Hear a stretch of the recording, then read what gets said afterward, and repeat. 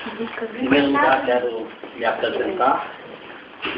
Meu nome ele é um pouco diferente, puxa um pouco para o italiano e para o russo. Eu me chamo Alberto Manuel da Costa, tenho 37 anos e vou passar para vocês um pouco da minha experiência que eu tive com Nossa Senhora na minha volta para a Igreja Católica Apostólica Romana. Eu nasci ainda em lar católico, mas 2 anos depois do meu nascimento, meus pais se tornaram protestantes. Eles passaram a fazer parte da Congregação Cristã no Brasil, mais conhecida por Igreja do Velho. Então, com o passar do tempo, eles me passaram para meus avós, por parte de pai me criar. E eles, até o momento da morte de ambos, que já faleceram, já foram para o paraíso, eles foram católicos, apostólicos, praticantes. Pessoas que viveram realmente a fé católica. No interior do estado de Goiás, cidade pequenininha, onde eu passei 12 anos da minha vida, tinha missa na igreja só uma vez no mês, mas minha avó estava sempre ali, com o rádio ligado na Rádio Aparecida, de São Paulo, Rádio Aparecida do Norte, acompanhando as missas, as consagrações da Nossa Senhora. E ela teve a felicidade de morrer, de ir para os braços do Pai, firme nessa igreja. Mas eu, ao chegar na minha adolescência, o que aconteceu? Criado em cidade grande, Distrito Federal, né? Tinha mudado.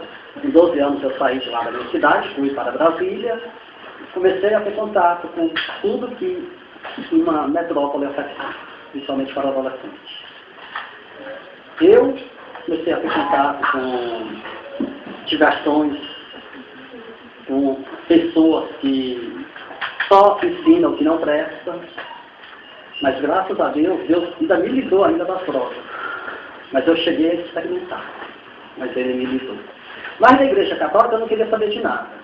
Eu ia para a Igreja Católica apenas como social mesmo. Chegava lá, ficava lá no fundo da igreja, mas procurando o quê? Namorada. Eu não ia para prestar atenção na missa, para prestar atenção no que o padre falava na homilia, para participar da mesa eucarística. Ficava ali no fundo. E nisso eu fui crescendo e muitos falavam assim para mim, olha, no catolicismo eles acreditam que Nossa Senhora pode interceder, eles acreditam que Nossa Senhora apareceu, mas eu não acredito. Eu comecei a entrar nessa também, de não acreditar. Não acredito. É tudo historinha inventada. E sabe mais ali mesmo que eu faço tempo. No ano de 1992 eu conheci uma jovem que hoje ela é minha esposa. E o que acontece com um adolescente que chega à juventude e ele não tem Deus no coração? Ele não guarda no seu coração tudo o que aprende na catequese, na primeira Eucaristia, na Crisma, na perseverança, nas homilias da Santa Missa. Porque quem pensa que a catequese termina com a Crisma, ela não termina nunca. Cada Santa Missa que você vai, cada homilia do sacerdote, você aprende um pouquinho mais. Então, o que eu fiz? A mãe da minha esposa não havia permitido, né? O nosso namoro, peguei minha esposa e fugi. Olha só. Fugi, saí de Brasília e fui para Anápolis, interior de Goiás. Lá em Anápolis fui direto para casa de uma prima minha das Assembleias de Deus Ministério de Madureira. Fiquei encantado. E logo lá me assimilei, porque não, aqui acreditamos só no Evangelho, não acreditamos em santo, em Maria, não acreditamos sem nada. Tudo bem. Lá eu aceitei a Jesus. Mas quando cheguei em casa, minha esposa me deu a maior bronca, porque ela ainda era católica praticante. Peguei e desisti. Mas dentro de mim ficou, não, você é evangélico, porque a Igreja Católica é errada. A Igreja Católica não prega a verdade. Voltei para o Distrito Federal e depois de me casar com ela, esperei ela completar 21 anos, nos casamos no civil, ela pediu para casar na Igreja Católica, eu falei, olha, eu caso de você na Igreja Católica e depois eu vou para a minha. E foi dito e certo. Ainda me casei na Igreja Católica, depois me tornei protestante legítimo. Eu já tinha passado alguns anos dentro do protestantismo antes de conhecer ela. Depois que eu entrei, aceitei a Jesus, pronto, agora conheço a Igreja Católica Apostólica Romana, para falar mal. Porque para falar bem, nunca quis conhecer. Durante minha evangelização, eu pregava que a Igreja Católica era a Grande Babilônia, era a porta do inferno. E quem estivesse naquela igreja, simplesmente quando Jesus voltasse, iria ficar. Não subiria para a eternidade. Falava que o Papa era besta fera, que Nossa Senhora não existia. Que Maria, a mãe de Jesus, ela, depois de ter colocado Jesus no mundo, teve mais filhos e, quando chegou o tempo, ela morreu, foi sepultada e aguardando o julgamento como cada um que morre. Aguarda o juízo final, a ressurreição. E assim fui pregando. E falava que essa Maria, que os católicos adoravam, era o diabo, era o demônio. Sempre nas minhas pregações. Lá na minha cidade, eu cheguei ao ponto de entrar dentro da igreja matriz.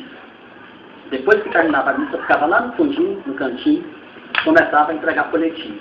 E falava, olha, vocês estão acreditando em uma mentira. Os padres sabem da verdade, mas só pregam mentira. Vocês acham que os padres vivem a castidade de celibato? Vivem não. Por baixo dos panos tem mulher. E por aí, todo tipo de crítica que eu pudesse achar, eu achava que estava lá. Então, os meus pastores, ao ver que eu era uma pessoa corajosa, segundo eles, não, ele tem que ser consagrado logo, pastor. Então, fui consagrado presbítero, depois fui consagrado pastor evangelista. Já transcorri o ano de 2000. Quando, no dia 12 de outubro, feriado, né, dia de Nossa Senhora Aparecida, eu, lá na Igreja Assembleia de Deus, Ministério de Missão, né, Samambaia, Distrito Federal, eu fui consagrado pastor. Aí que eu me senti ainda mais forte para falar. Agora tem a unção do Espírito Santo, eu posso chegar e posso descer além. E não tinha medo. Tinha programa de rádio onde eu falava mesmo, dizia que os católicos eram hereges, idólatras, adoradores de imagem, mentirosos, e desafiava. Quem que vinha me mostrar a verdade? Apesar que quando eu ia pregar, que chegava um católico conhecedor, aquele que vive, não, depois deixa de conversa, só isso. Porque quando você chega na frente de alguém que tem Nossa Senhora, você não suporta. Você não consegue ficar na frente. Tudo bem. Nessa época, quando eu fui consagrado pastor, eu já tinha um filho que hoje ele está com 10 anos de idade. E eu e minha esposa sempre pedia a Deus uma menina mulher. E nós ficávamos um casalzinho. Então, nas igrejas evangélicas tem profecias e revelações. E sempre vinha profecias para mim de que Deus ia dar para nós uma menina mulher. Aquela filha que eu tanto desejava ter, Ele iria dar. Chegando o ano de 2002, já com a minha vida estabilizada, porque eu era um pastor assalariado, o teto salarial de um pastor das Assembleias de Deus, pastor de campo, na região lá do Distrito Federal, Goiás, é 8 salários mínimos.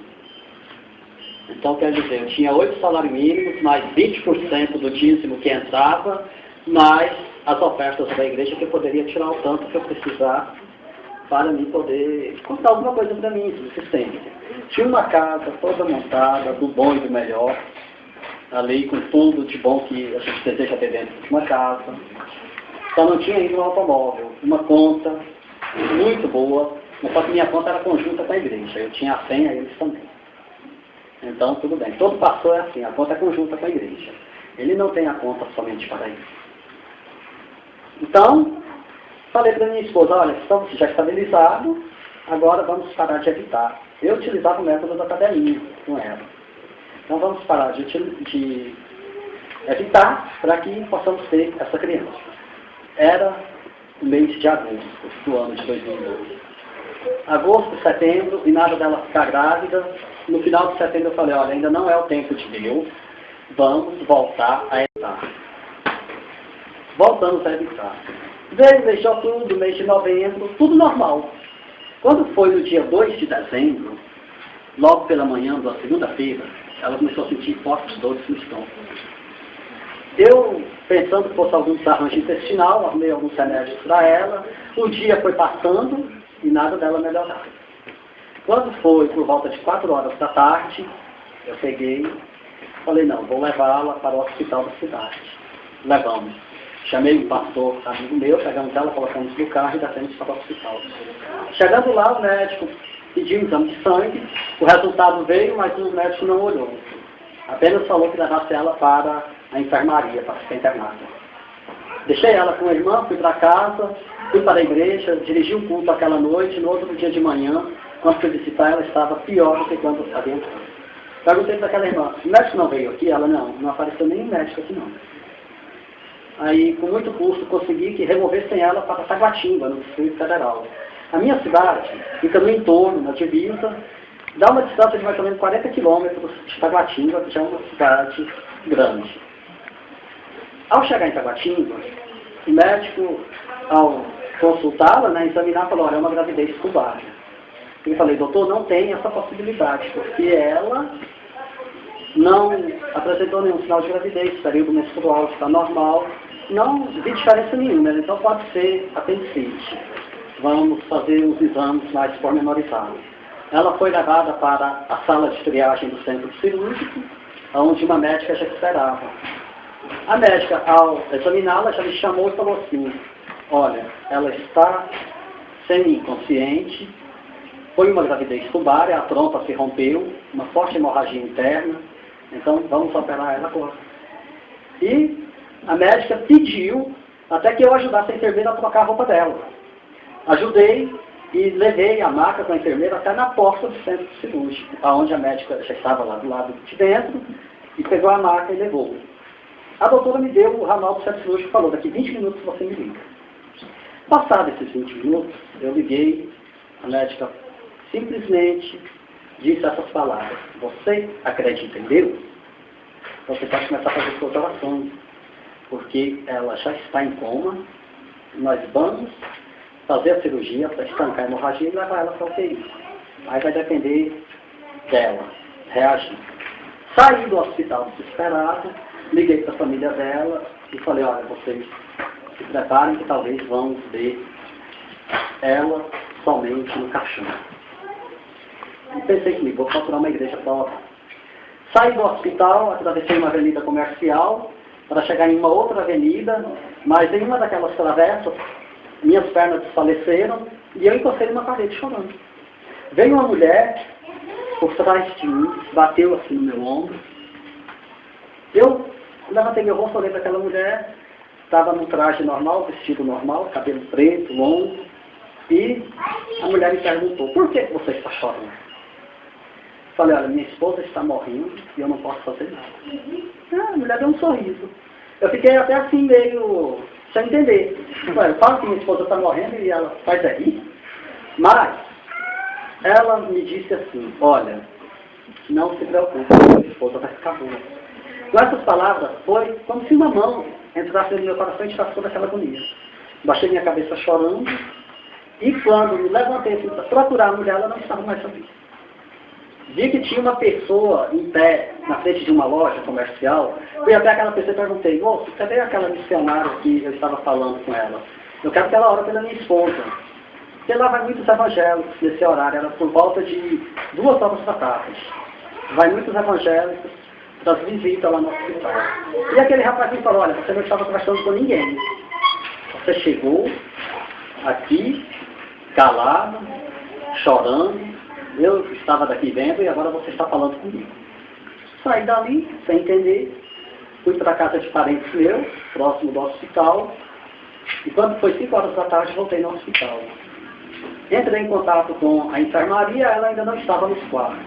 Me lembrei do ramal, do centro cirúrgico, peguei o papelzinho no meu bolso, liguei para o centro cirúrgico, a médica ainda estava lá. E ela falou assim, olha, moça, aconteceu um milagre. Porque durante a cirurgia, ela começou a reagir ao coma. Ela agora está na sala de recuperação. Esperamos que ela volte totalmente e vá para o quarto. Mas aconteceu um milagre, ela já não corre mais risco de vida. Saí dali exultando. Voltei para a minha cidade, fui para a igreja, chamei todos da igreja, fiz um culto festivo e falei, olha, Jesus Cristo ressuscitou minha esposa. Esqueci da mulher. Não me lembrei do que a mulher falou. Depois voltei ao hospital no outro dia para visitá-la e o que falava lá no Hospital Regional de Itaguatinga era o que tinha acontecido com a minha esposa. Uns falavam, olha, foi um milagre. Outros perguntavam como que ela tinha resistido. O médico veio e me explicou tudo o que aconteceu, que a gravidez, e que ela ia ficar com sequelas de memória, por causa do tempo que ela ficou semi-inconsciente da perda de sangue, e o ovário direito havia sido atingido. Foi na trompa esquerda, foi retirada, e o ovário direito havia sido atingido. Talvez ela não engravidaria nunca mais. E se engravidasse, seria risco para a criança e para ela. Comecei a questionar a Deus naquela hora. Senhor, eu tenho pregado a tua palavra. Eu tenho combatido a idolatria, eu tenho combatido o catolicismo, o espiritismo. Porque para nós, a igreja católica e esse centro espírita é a mesma coisa. Então, falei ali com Deus. E por que o Senhor está me tirando essa criança?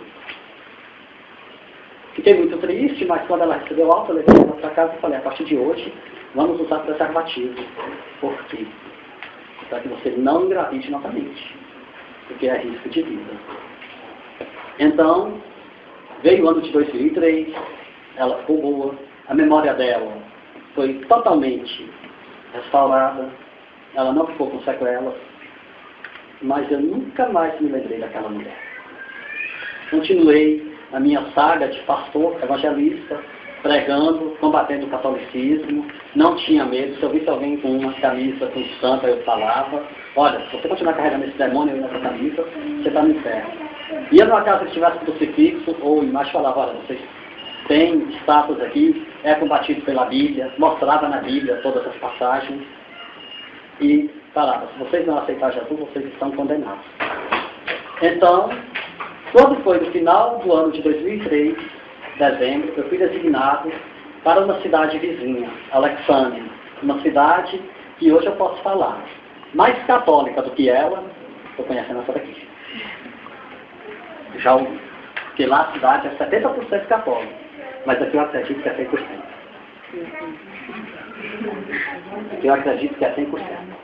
Pode ter alguns evangélicos, porque eu já vi algumas igrejas aí, mas eu acho que vai ter pouca gente.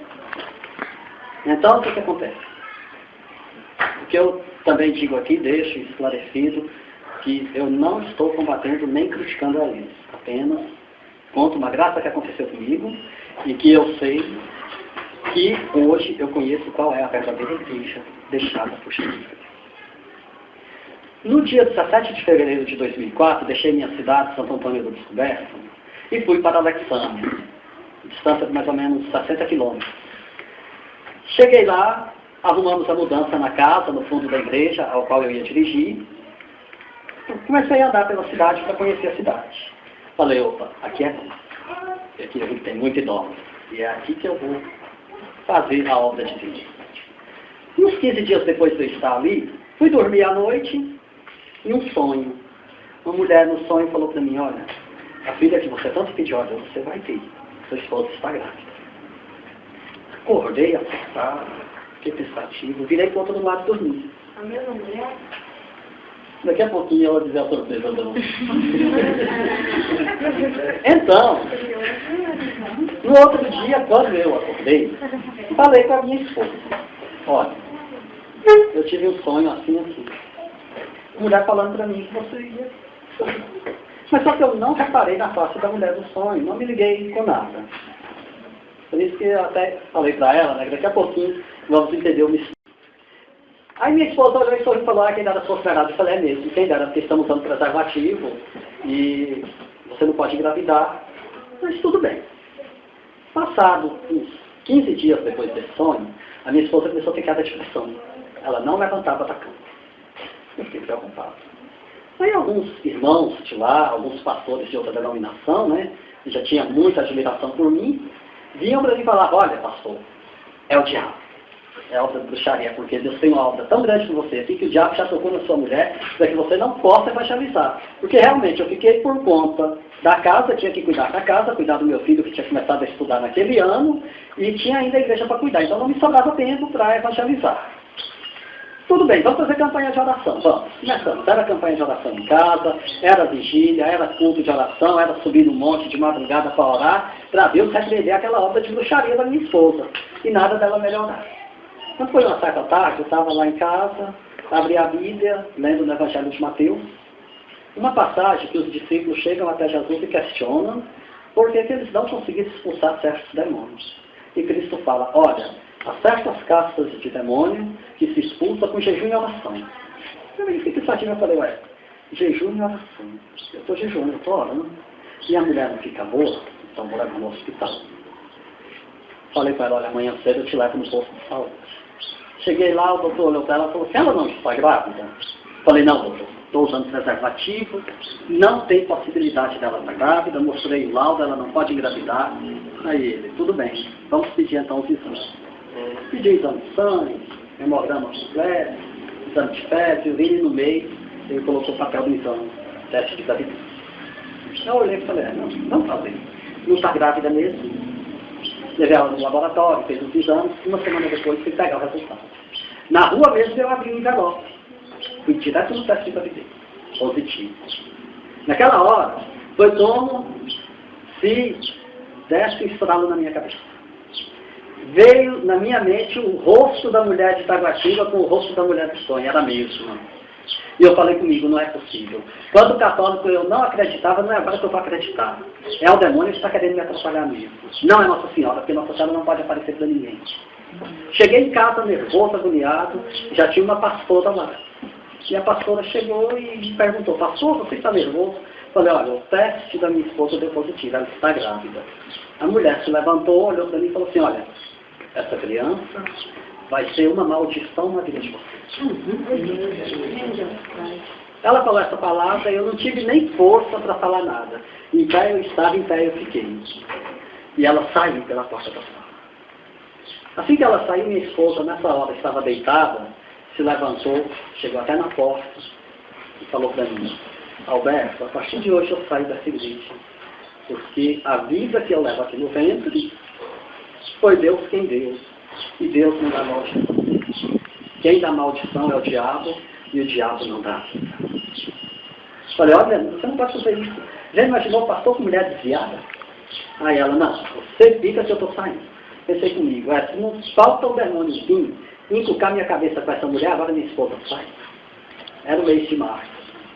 Veio o mês de abril, o mês de maio, foi diagnosticado gravidez de alto risco, ela já estava sentindo contrações, perigo de um aborto espontâneo, e os médicos que a Alexânia não deu conta dela, foi transferida para Taguatinga, então, mais uma situação para mim.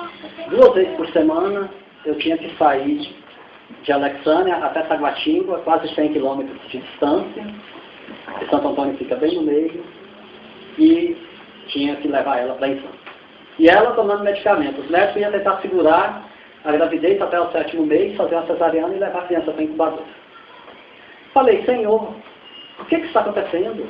O que falta eu fazer? Questionava a Deus. E agora, além dessa mulher do sonho e lá de Taguatinga, minha esposa fora da igreja, o que vai acontecer comigo? Lá em Alexânia tem um povoado, distante 10 quilômetros, por nome de Olhos d'Água, cujo padroeiro é Santo Antônio de Pádua. E lá eles fazem a festa de Santo Antônio, há 13 dias.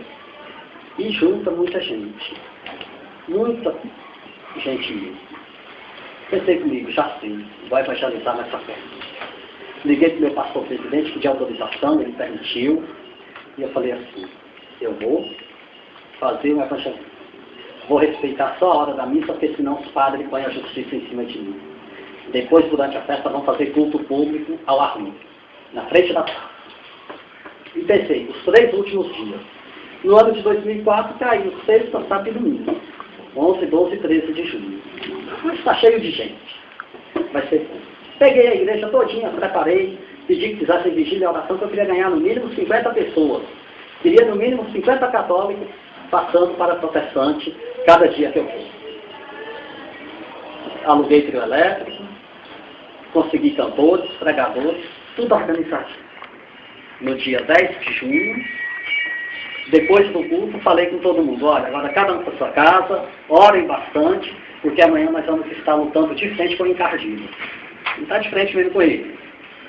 Mas não vamos temer. Lá, a igreja ficava num lote de esquina. Então a igreja bem na frente do lote, a casa mais atrás.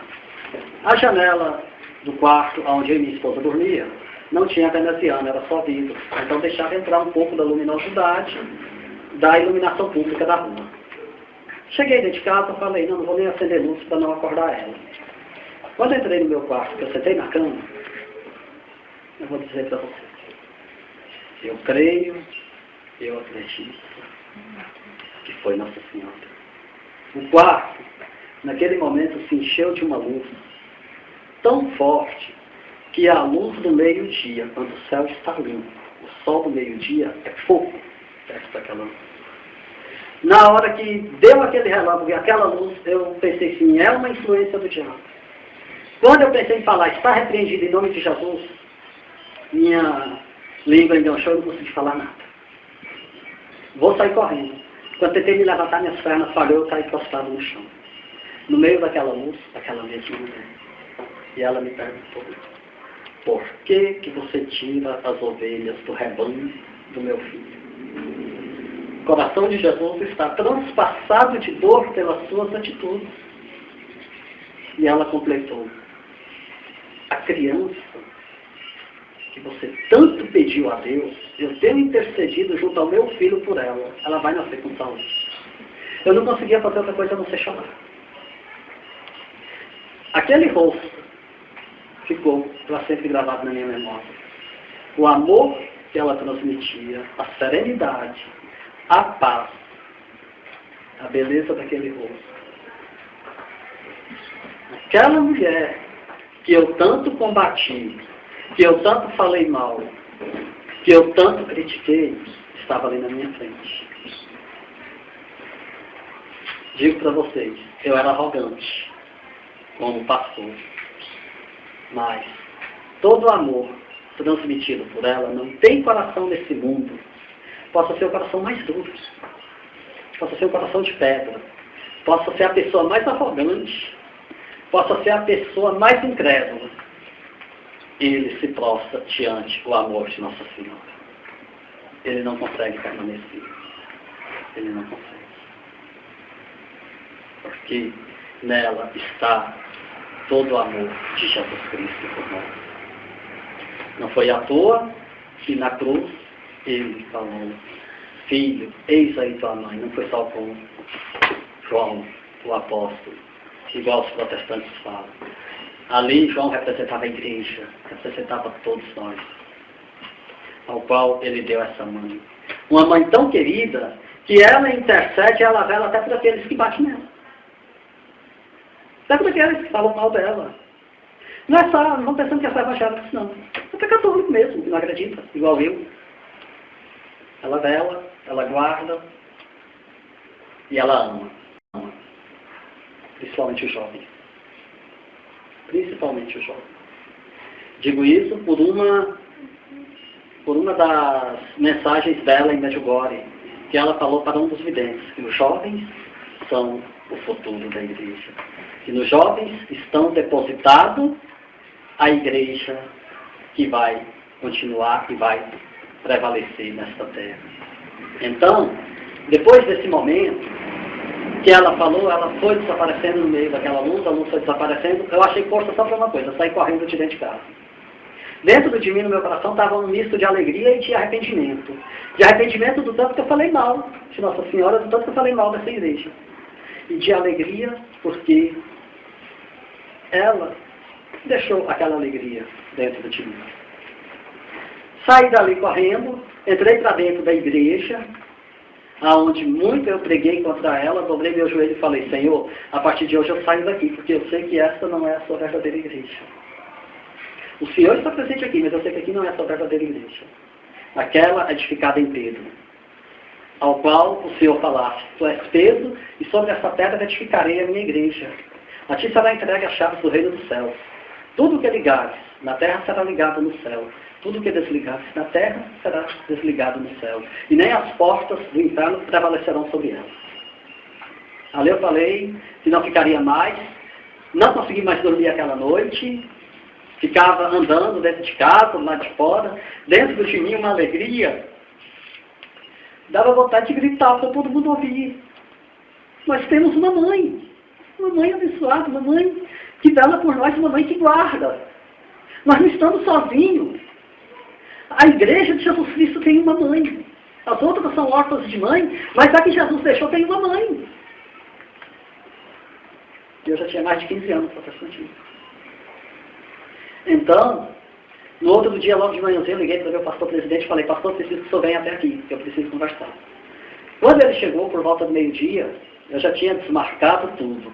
Cancelei cantor, cancelei o trio elétrico, avisei todo mundo da igreja, que não teria mais nada.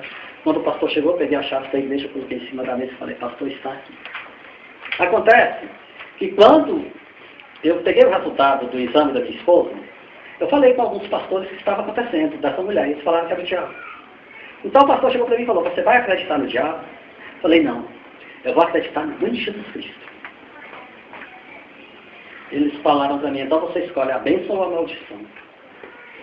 A bênção você ficar aqui, a maldição você ir para lá. Eu falei, pois eu escolho a bênção. Mas a bênção da mãe de Jesus Cristo, de Nossa Senhora, eu vou para lá. Naquele mesmo dia me tiraram de dentro de casa, não deixaram mais eu entrar, saí, peguei minha esposa, ainda não havia falado nada com ela, preocupado por causa da gravidez dela, de alto risco, achei que seria muito forte para ela, porque desde que ela saiu, ela não interferiu em mais nada da igreja, e eu evitava. Peguei, levei ela para a rodoviária de Alexânia e fui até a igreja católica pedir uma ajuda. Chegando lá, não tinha ninguém, me indicaram para a Sociedade São Vicente de Paulo, Vicentino, onde eu consegui um lugar para guardar minhas coisas. Falei com eles, não, eu preciso só tirar as coisas de lá até alugar uma casa. Quando fui no banco para retirar o dinheiro, que eu passei o meu cartão, a conta estava mais limpa do que papel em branco. Já tinham tirado o dinheiro todo, deixado só R$50. Também falei, não quero, deixei lá. Cheguei lá na casa, já tinham tirado meus móveis para fora. Eu que tinha uma casa com tudo, DVD, videocassete, equipamentos de som, mesa de canal para fazer evangelismo, som profissional, tudo de uma casa do bom e do melhor. Deixaram eu tirar apenas o fogão, a geladeira e a cama, com as roupas. O resto eles falaram, você conseguiu com dinheiro daqui, não sai, fica tudo aqui. E mesmo assim, quando eu cheguei, já tinham colocado do lado de fora da casa. Peguei aquelas coisinhas ali, coloquei em uma carroça, levei para a casa desse Vicentino, deixei lá, e quando foi à noite, fui até a igreja, porque tinha um grupo de oração, e pedi a eles que me ajudassem. Deram a passagem para mim voltar com a minha esposa para a minha cidade, voltei, procurei um sacerdote e me confessei.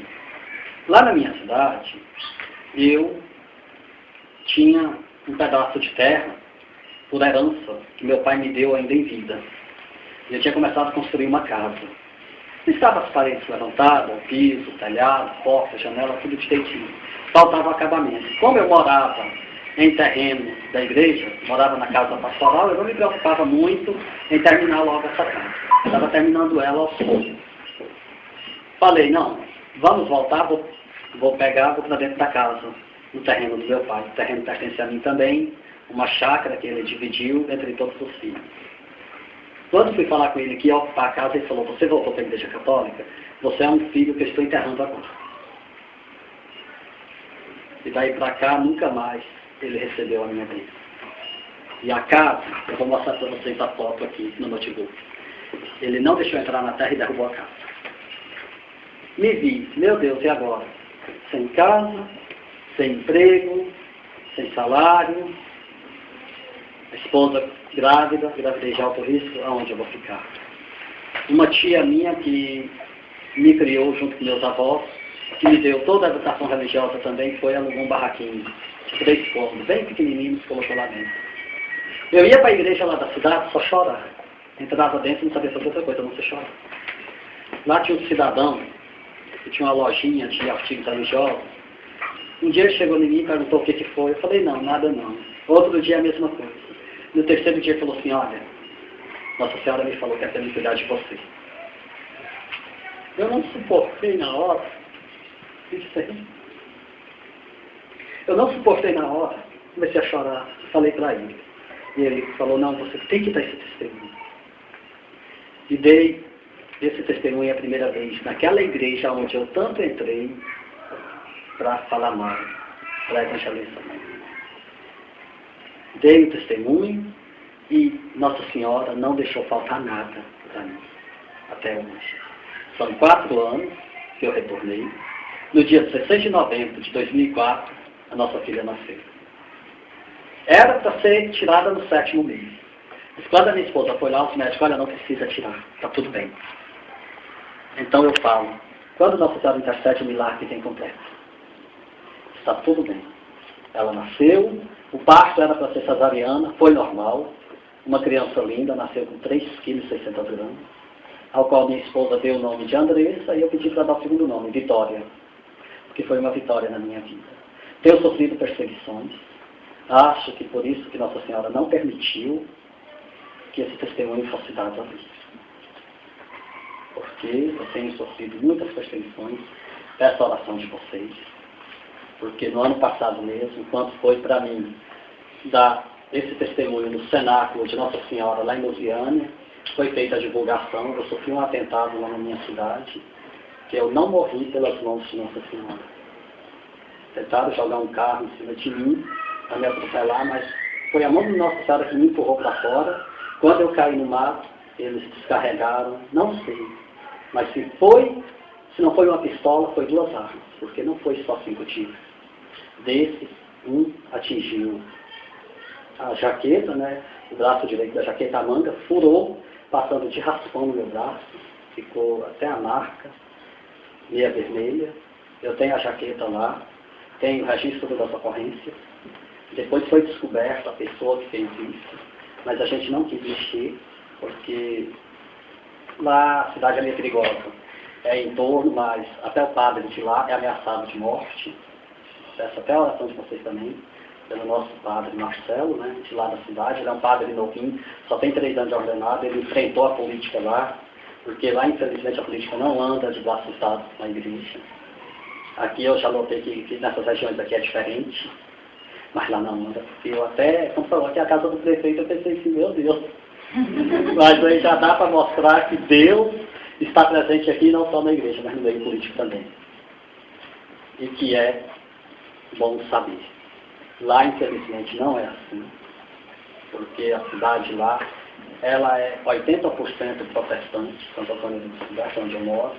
Infelizmente, a tolerância lá é 0. Então é um local que eu estou lá dentro ainda, porque não chegou a hora de sair. Essa é a oração de vocês.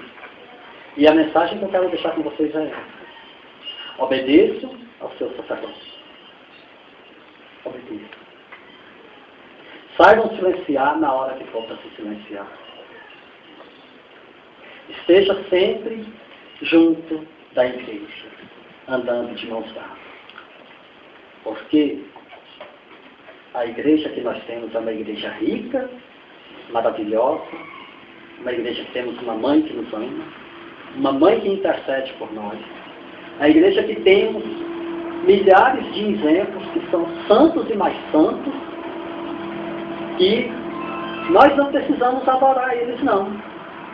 Nós veneramos eles e vamos olhar a história deles e vamos procurar ser imitadores da vida de cada santo.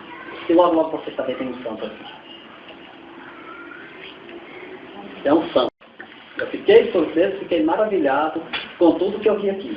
Não era para mim vir, não. Estava com emprego arrumado lá em Goiânia, ganhei a passagem para vir, ganhei tudo, e liguei para a mulher e falei, olha, não vou, porque já tenho emprego.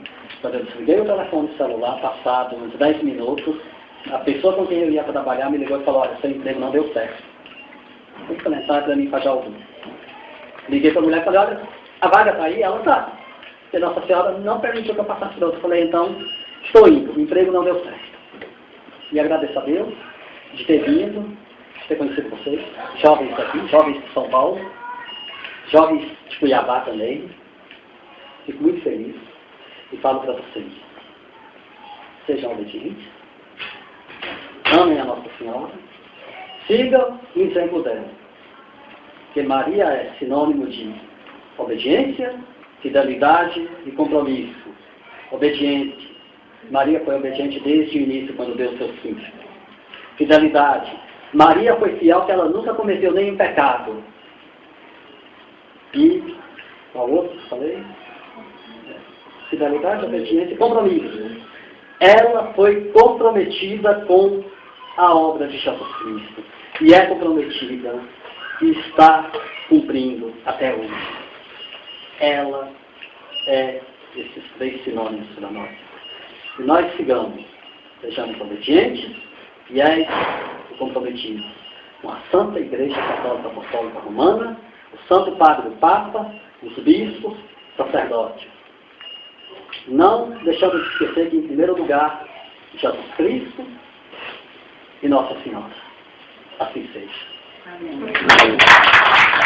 Hoje, como você faz o seu trabalho para Maria? Bom, hoje, o meu trabalho tem sido em 2 áreas. Primeira área do testemunho, que eu tenho feito missões lá na região de Goiânia, já estive em Minas Gerais, Divinópolis, já estive em Fortaleza.